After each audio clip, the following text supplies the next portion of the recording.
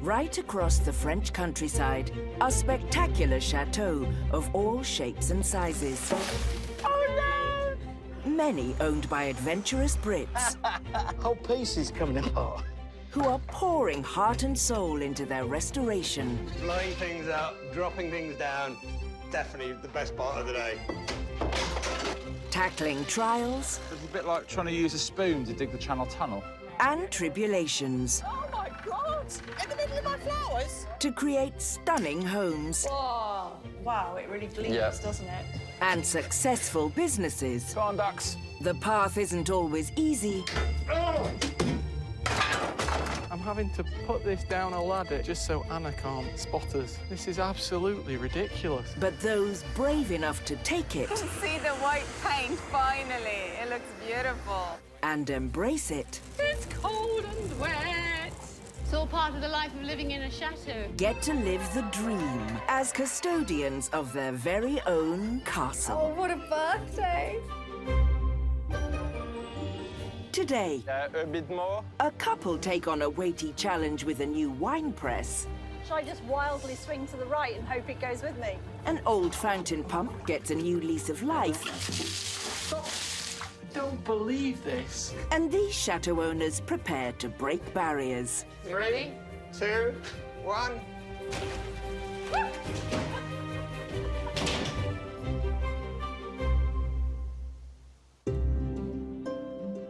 Surrounded by the lush forests of the Ardèche, in southeast France lies the impressive Château de Rozier.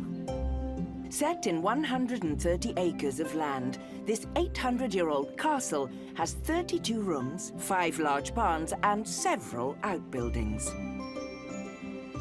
It was bought 5 years ago for £654,000 by British yoga teacher and writer Amy and her French farmer husband Marc, who live there with 14-month-old son Clément. What's incredible in the morning is you wake up in the darkness, open the shutters and see a view, and then you walk down the corridor and it hits you that you're living in a chateau.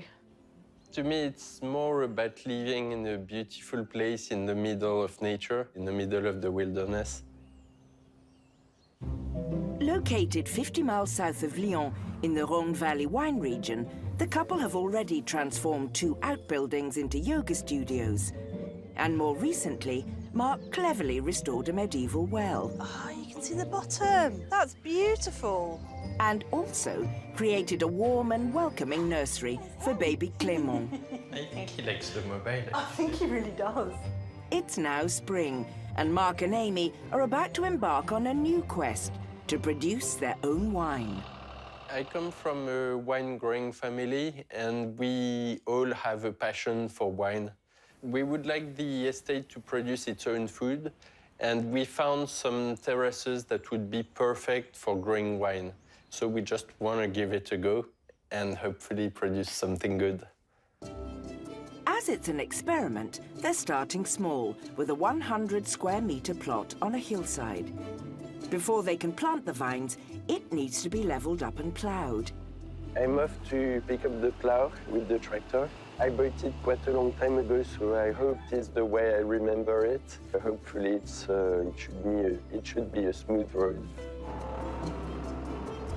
He's come to a farm 7 miles away in the village of Bozas, where the plough has been sat unused for a number of years. But there's a problem he hadn't anticipated. So my tractor is a bit too small for this plough, and I need to reverse the attachments here. This attachment needs to point inwards because it's a bit too wide for this tractor. Yeah, I'm going to phone Amy and ask her to come with the van.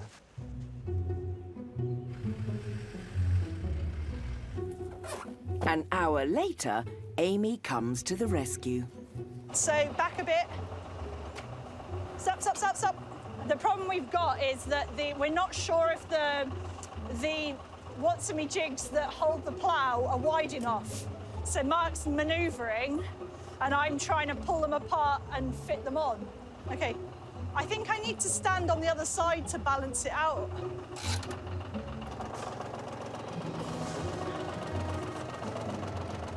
You just need that lifting up, don't you, Yeah, basically? yeah. Why don't you try jumping that side and I'll put the stone underneath it when it raises a bit. Jump a bit. Okay, Yeah, that's okay. up, yeah. Just needs a tiny bit more to get a tiny bit higher and then it's sorted. Can you drive back very slowly? A bit more, 1 centimetre more. Stop, stop, forward. Stop, stop, back 1. That's nearly on, you know.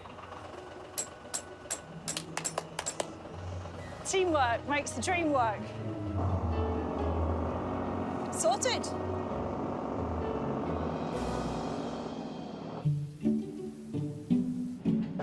Back at the chateau, before he tests out his new plough, Mark uses a digger to level the ground. As the hilly area has been exposed to the elements, the soil has become compacted and needs loosening.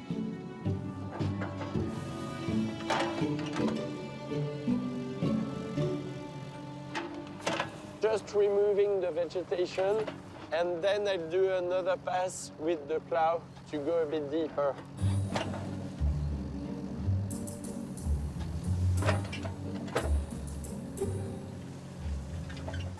I've got some bits here.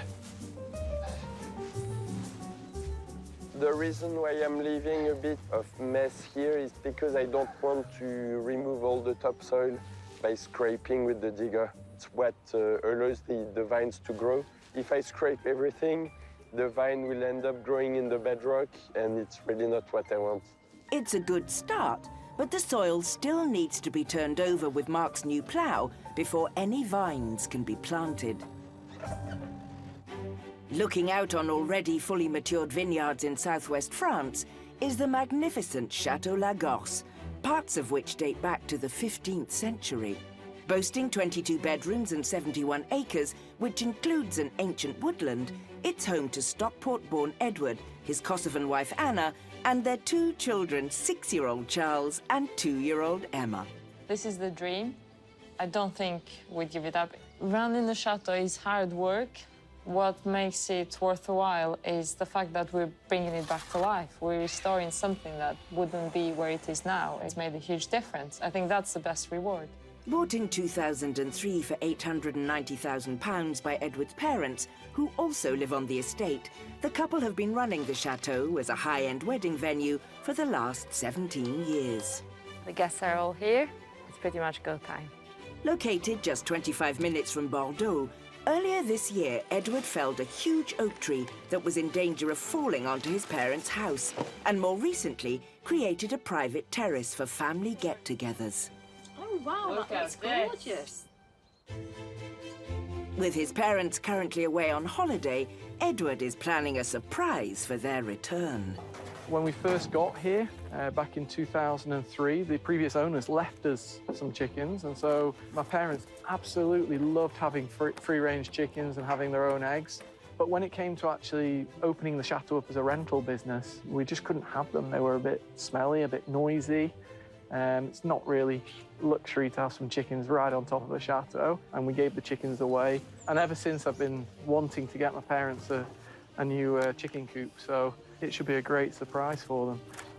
Located close to his parents' house, Edward's already built a basic structure that'll eventually be home to 4 chickens. And just like the chateau, its guests will have a luxury stay. I've got an automatic door to put on here, a door so I can access to take the eggs. I need to then build a ramp down for the chickens to get in and out. We've got an automatic feeder that we're going to place in here too. These chickens are going to have an all-singing, all-dancing chicken coop. They're going to be the coolest chickens in town. But before they arrive, the chicken house needs a roof, so he's enlisted the help of chateau handyman Cyril. To give enough protection during storms, they're using 2 sheets of heavy corrugated iron. Should just whiz these screws in now. Having used offcuts of wood to build the structure, Edward needs some extra pieces to finish off, so he heads over to the storage hangar to see what he can recycle. We've been kind of keeping things over the years that we thought we might use. I can see this piece here might just be enough. I'm gonna have to get those screws out, but this is the same kind of boarding as we've already got, so it should be good. There we go. That might be enough just to finish off, actually. With the structure almost completed, Anna's brought over an old wine case for the chickens to lay their eggs in. Daddy, we've come to see you. Just like one here, one there, and one there? So they can all have their own, or are they going to share? Oh. Measured it, and I have it so that you could put one there, and one here. Okay. And Marie-Hélène, the hairdresser, she has a little present. It's a rooster. Do you want to give her a call? Make Yes, sure I'll give her a call. It appears the Coop's first house guest is ready for collection, but taking charge of new chickens may come with more challenges. Set on a hill overlooking the fertile fields of the Haute-Garonne department is the majestic Chateau de Ségonville.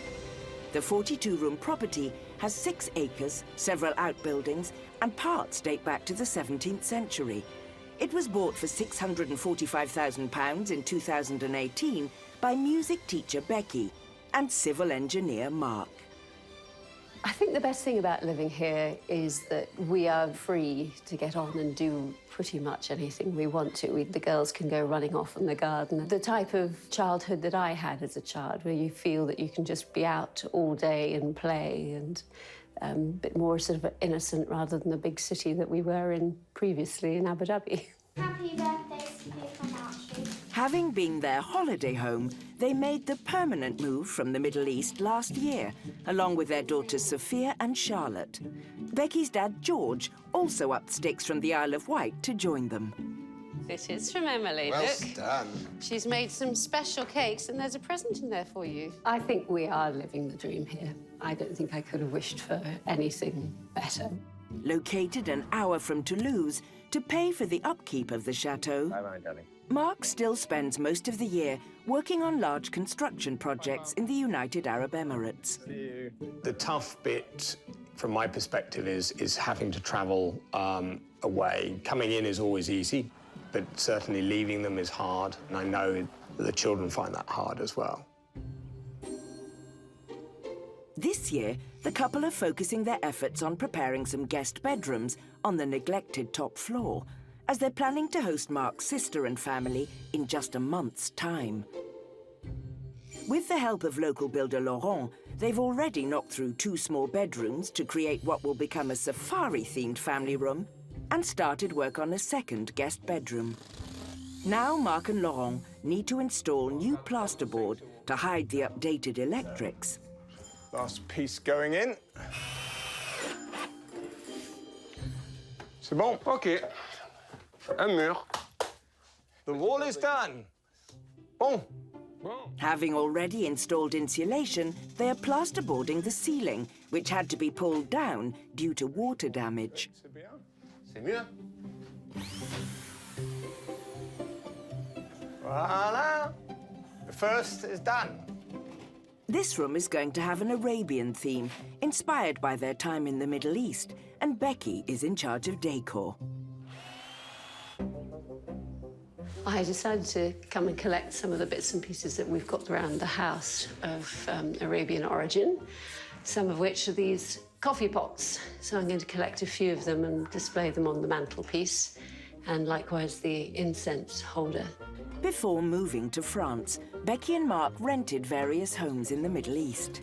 It's amazing to have been able to experience other people's cultures, and yes, to be able to show a little bit of what you've been doing throughout your life is rather nice for others, I think, and hopefully going forward for my girls as they grow up.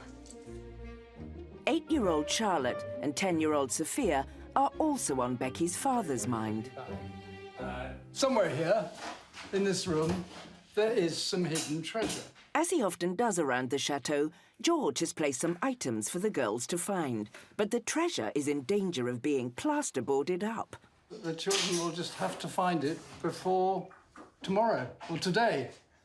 Maintenant. You better get... Right now. Yeah, OK, well, they better come and find it very quickly because we're about to close it in. Yeah. Sehr gut.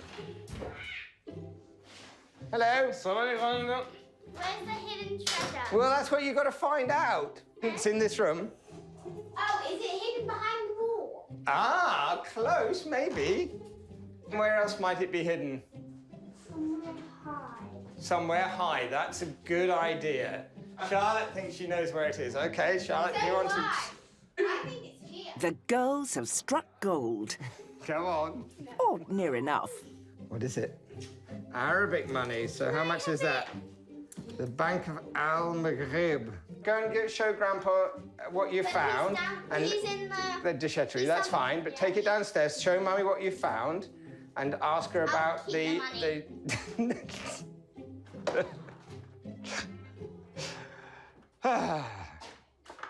Les enfants. With the loot secured, Mark and Laurent put up some final ceiling panels and prepared to call it a day. We've placed about 3/4 of the ceiling. We still have 3 panels left to do, so we'll do that tomorrow morning. The ceiling may soon be done, but they've yet to tackle a massive hole in the mansard roof that's been letting in water before they can even think about decorating.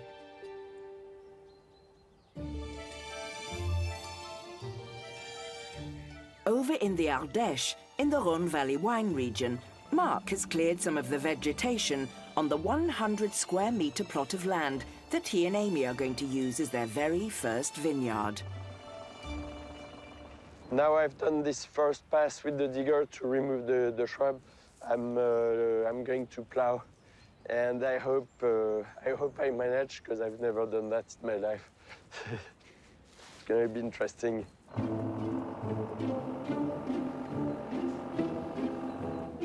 Coming from a winemaking family has spurred Mark's passion for this project. He's chosen this particular plot as it's sheltered with free draining soil and benefits from early morning sun, which makes it ideal for planting the grapevines. But it's the first time this farmer has ever used a plough. I'm certainly not going to win the plowing competition, but it's quite fun. He ploughs down to around 20 centimetres, just enough to make the soil more fertile. What I'm doing is that I'm plowing always upslope, because I don't want all the soil to wash down. So at every pass, I reverse the plow so that it sends the soil towards the top of the slope. Having discovered that grapes were grown in this area as far back as the 9th century, the couple are excited about carrying on the tradition, and Amy wants to help with the planting of their first vines. It's kind of in our heads, we've got this vision of having the place up and running in 5 years' time, where people are coming for retreats or open days in the garden, and they can go to the cafe and look on the shelves and buy a bottle of Château de Rozier wine that comes from our estate. That's kind of the dream. So I'm going to put the other post at the end to keep the right spacing. To ensure the vines get equal access to the sun and wind, they need to be spaced 1 metre apart. So I'm putting a string along here so that I plant it in a straight line, because you'd be amazed at how difficult it is to just do it by eye. Unfortunately, they're not very solid, and the, the line is blowing in the wind. Okay, straight line, straightish line. All measured up, they can now plant the vines. You spread the roots as much as you can like this, and then just shovel the earth on top. Okay. And if possible, you leave a little dip around it, so that when it rains, the water sinks through the fruit of the vine. My dents will be immaculate. As the climate here has similarities to the Alps, they've chosen to produce an alpine wine from northern Italy. Starting small with just 30 bare-rooted vines, they must work fast before they dry out. so local volunteer Ignat is here to lend a hand. Un peu plus large aussi. The fact that we started quite small to plan bigger later means that we will be able to learn from our mistakes of this first plantation.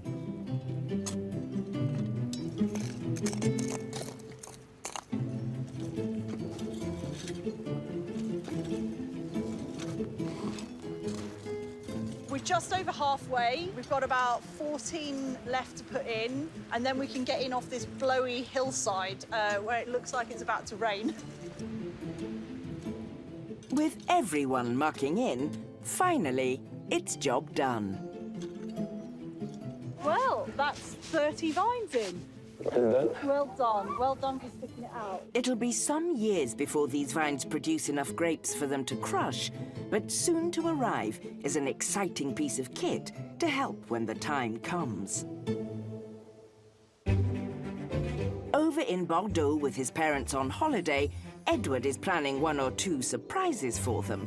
As well as building a chicken coop, he wants to get a fountain working again with help of Chateau handyman Cyril. Today, I'm going to investigate where the problem is with my pump for the fountain on the 3rd terrace. The pump worked for a few days about 10 years ago and then just stopped working on me. Once I've got this pump sorted, that'll keep my mum really happy because, it was mega frustrating for me and also my mum loved to see this fountain working and it'll just look the part then down here. The first step is to drain the fountain halfway down. There we go. I'll be really shocked if it works, to be honest. As the water drains out, it's directed into the chateau's lake. Meanwhile, Edward can get in and locate the pump. I can see the pump, which is good news. Oh, it's stinky in here. Oh. Here we go. As he investigates, he makes a discovery. Stop. Don't believe this. It appears there's an open valve on the pump. Instead of the water going up through these 2 tubes, it's just been shooting straight out. Let me try closing it off. It looks like he's in luck. It's a working pump, which is great because I really didn't want to have to buy another pump. I think they're about at least €400, if not more. But what a result. But his next problem is that the pipes are blocked. I'm not surprised that they're not working properly, to be honest. 10 years, there's got to have been some kind of creepy crawler that's got in the top and made a nest there. The pipes are given a quick wash through with water, and once the pump's turned back on, it's a result. I think I'm done. Just need to fill this fountain back up. It's one job sorted. The other big task is to bring in the first guest for the new chicken coop. Oh. A rooster they've named Edward Jr. Yes, very good. Do you like him? I think he's happy. Is that a happy sound or is that an annoyed sound? No, I think he's happy. I think he is looking for his friends. Well, he's going to have a very lonely 12 hours. The rest of the chickens are due to arrive tomorrow, but Edward Jr. can't wait to explore the chateau grounds. Oh, I knew that was coming. That was for sure. He's fast on his feet, so together with Cyril, Edward tries to rein him in. I knew it was happening sometime during the day. It's just too much work going on. And of course, he doesn't like all the work. They try a different approach, using a box.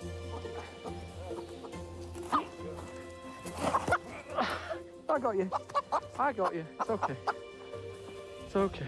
I don't want to be doing this all the time. Mon Dieu. He's a cheeky little thing, isn't he? We should have known that. He's a very confident little cock. Gonna have to watch Edward. With his parents arriving tomorrow, Edward needs to put the final mod cons into the coop and bring the rest of the chickens in. In southern France, with just over 2 weeks until his sister and guests are due to arrive, Mark's tackling an urgent fix in the Arabian bedroom. In here, unfortunately, what you can see is something you shouldn't see, which is daylight. Cracks have opened around the window of the second-floor mansard roof, letting in rainwater as well as daylight. I'm pretty certain we're OK up here, which is good. But it's as we get to where this bit of steel sticks through, we start to get problems. So we need to get back at it and provide a temporary fix. First, he tries a traditional method to fix the hole with a small piece of zinc. I can maybe slide that up there. The trick is trying not to lose this in the process. Oh, come back up a bit. Unfortunately, we still have too much air. The zinc isn't filling all the gaps, so he has no choice but to complete the job with the more modern polyurethane foam. With any luck, that will indeed prevent us having water ingress should we get another big storm, which is quite likely in current climate. There we go. And I think we are done.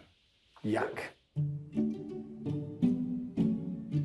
Next, to better access this room from downstairs, Mark and Becky have a last-minute demolition job.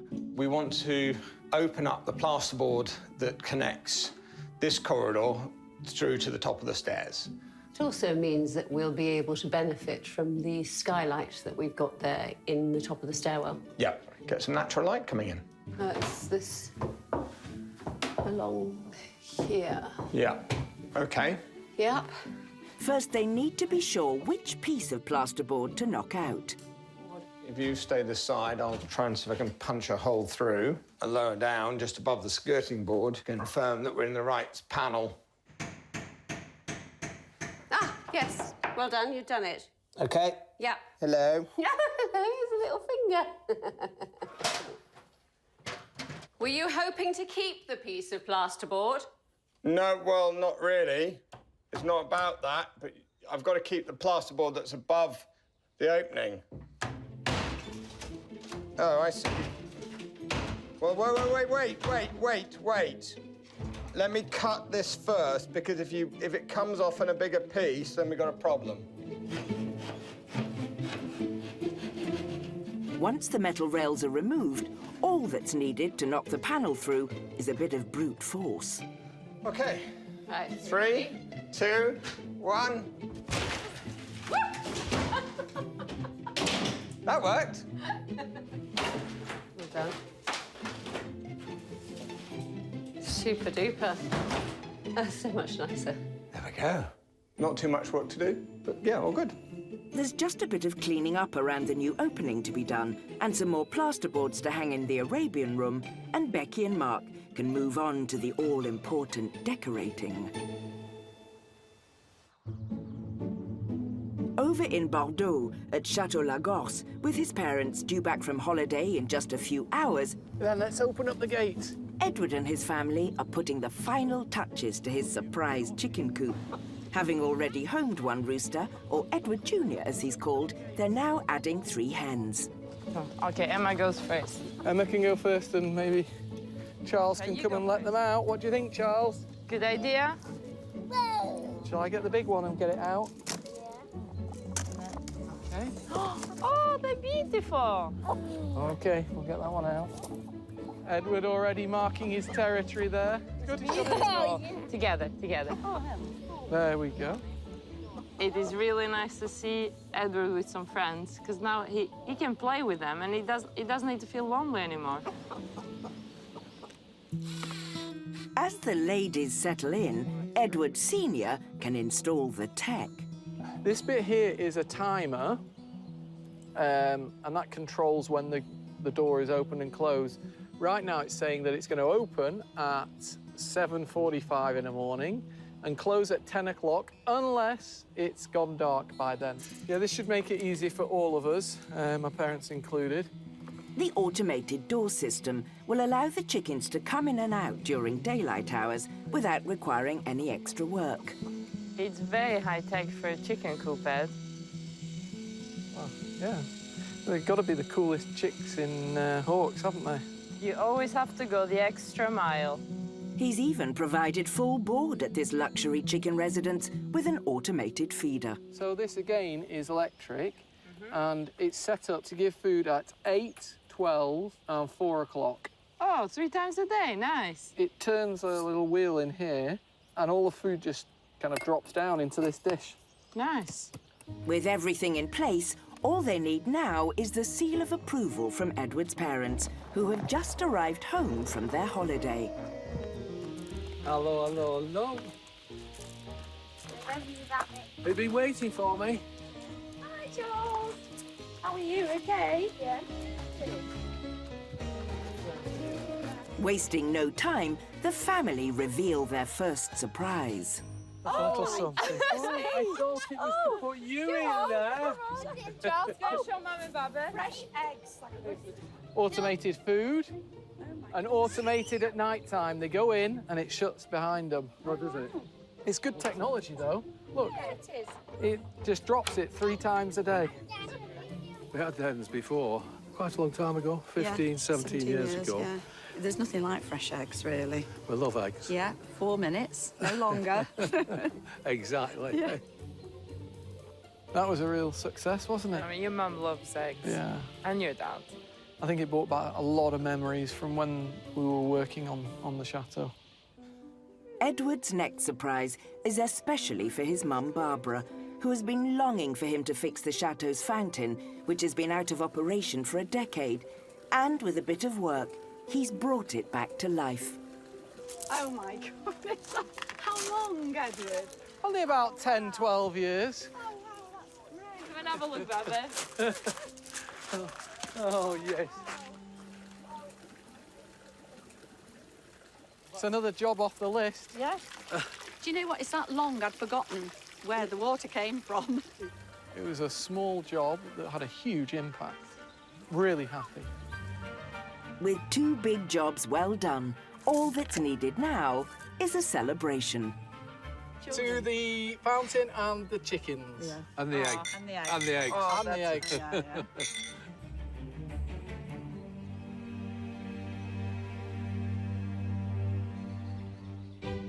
Over in the Rhône Valley wine region, on the grounds of Château de Rozier, 3 months have passed since Mark and Amy planted their first grapevines. The roots have settled and produced 6-inch stems with their first leaves. They won't be crushing grapes anytime soon, but thinking ahead, the couple have bought an antique wine press for €100 that Mark's just collected from a nearby farm.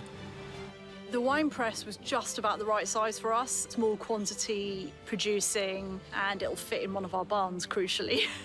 With volunteers Elliot and Alex on hand to help, they need to lift the 600-kilogram press off the trailer.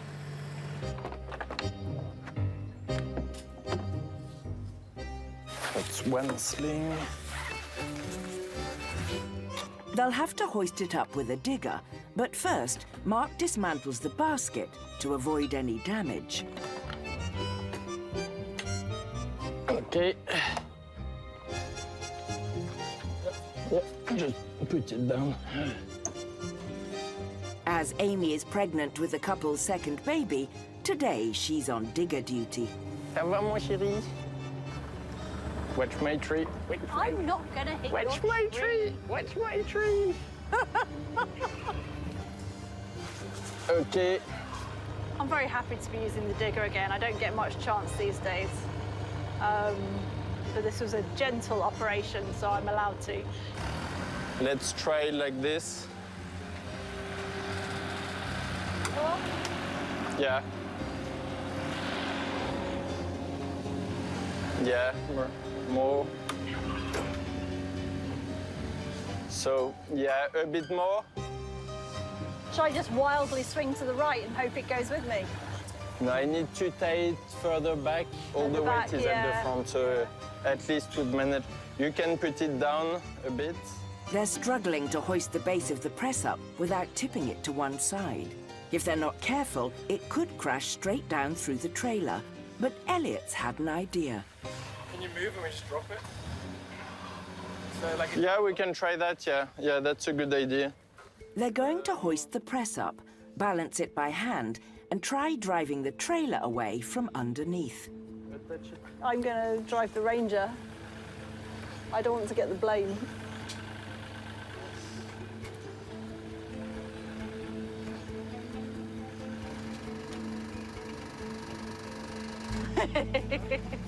Some concentration on that face. Okay, you can go. Slowly, go on low gear. Yeah, I did. Yeah.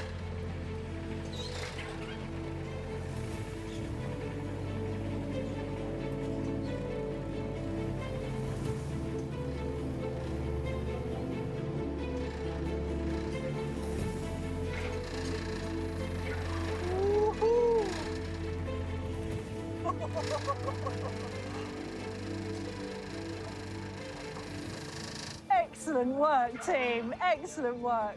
Yeah, good idea. Thank you, Elliot. With the job successfully done, they can start piecing it back together. Once they have grapes, they'll be able to use it to produce around 500 litres of wine. Their next task is to find a way to safely shift all 600 kilograms of the press over to the barn. In the Ardèche in southeast France, Mark and Amy have planted their first vineyard and invested in a 600-kilogram wine press, which now needs to be transported over to the barn. But first, Amy needs to clear space for it. Up here, we keep both straw and hay, which I have to keep separate when I'm cleaning it up. But we also have a very special corner here to keep the mother hens in when they have new chicks. And rather excitingly, we have a hen with one brand new chick from last night, so I need to make sure that she's at home. Hey, my beautiful little chickie. Polly's not happy about that. Here you go, Mama. It's all right, baby. You're the nicest hen, aren't you? As they're expecting a storm any moment, Mark wants to get the wine press under cover quickly. Ça va? I just need help moving that away. Yeah. So apparently I haven't been working fast enough. No, I'm a bit disappointed. I'm 5 months pregnant and I just pitchforked 2 massive piles of straw and hay. But apparently that's not good enough. The pregnancy excuse has been lasting for a couple of years now. So I'm not quite sure how long it's gonna be. At least Mark takes the hint and finishes up the clearing.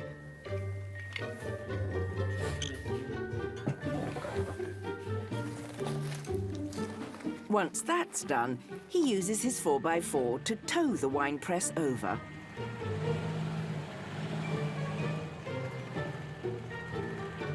He reverses it through the stony, narrow lane towards the entrance, with volunteer Elliot keeping the press from tipping over.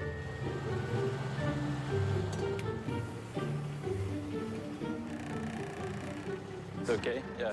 He's hoping wooden planks will keep the tow bar steady when he pushes the precariously held press up the bumpy slope to the doors.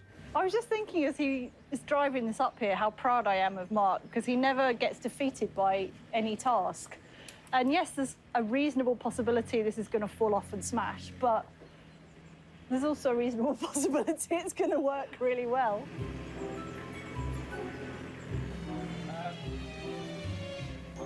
Stop, stop. I know, I'll get a stick and we can push that up. Can you guide me inside? They're safely through. Yeah, you're okay. It's just on the ledge now. Oh, look at that. Hey, man. Having reached the threshold of the barn door, the weight of the press is causing the 4x4's back wheel to spin. Woohoo! Success at last. Yeah, just take the barrels out, why not? Right, just watch the floor doesn't collapse. It's a job well done. Merci. So, it's in place. Just need to grow the grapes. They've sheltered the wine press in the nick of time, avoiding a sudden downpour. It was quite challenging because we didn't have the right equipment for towing it, but we did it. Yeah? I think the weather gods were waiting for us to finish everything before they did their work on the crops. Which is very kind of them. Yeah. And especially since we planted the vines this year, it means they'll have a very strong start Hopefully they'll resist better when we have droughts in the next years. They've made a great start, but they have more challenges ahead, as they'll soon be hosting an exciting event on their grounds.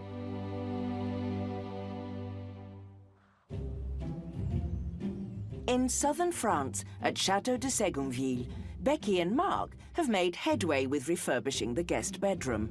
We've got the room that had the mansard wall opened up, almost done. We've put some plasterboard up on it, so it's livable. It's not entirely finished, but Becky wants to make a start on the decor. Let's clear this all out. Get all the tools out of the way, all the cleaning things. She's giving it an Arabian theme to reflect their time spent living in the Middle East. We can display these on here. This is the bit I like doing, so adding the final touches and bringing the room together. The smaller-than-chateau-sized double bed is a temporary solution for the guests who'll need the room before it's totally renovated. Right. OK, I thought that this might... Oh, hello. Oh, hello. Now, that's a little interesting. Are you going to go out? Or are you just going to make a home? A goldfinch has decided to become their first guest in the new bedroom. You're very beautiful. Come on, this way. That's it. Oh, don't go out the door, please. It's all right, little birdie. Please don't poo on my new bed linen. There you go. That way, that way, that way, that way. Go on. Their local visitor is not inclined to leave. So we're so high up here that we've got the tree tops, so it's no surprise that the birds come in quite regularly into the rooms in the house. Usually bats. Yes. Birds is quite nice. Yes, it's quite common bats. They also roost in behind the shutters.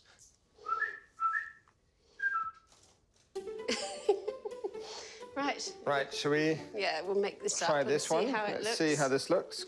Yep. On the bedding. I think this colour will work. Yeah, looks good. They finish off the room with some family heirlooms and accent pieces from the Middle East. Done for now. Yes.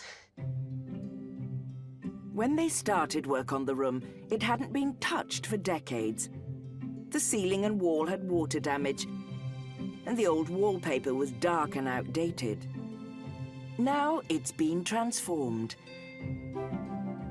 It's a watertight, bright and stylish guest bedroom with touches of the Middle East that link their French chateau adventure to their past in the region. We've now exposed little bits of beams and lintels that previously were all hidden. In some respects, I quite like the fact that this is sort of still a bit raw, because you get to see what the makeup of houses of yesteryear, as opposed to it all being just a pristine, homogeneous finish. Those sorts of touches is what's, for us, really important, because it's a reflection of the fact this is a home. It's not a business. We're not trying to just generate a complete wow factor. We want things here that people staying can connect with us further, or at least understand some of our story. It's one guest bedroom down, but the family room still must be completed before they can host Mark's sister and family at the chateau. Well then, my darling.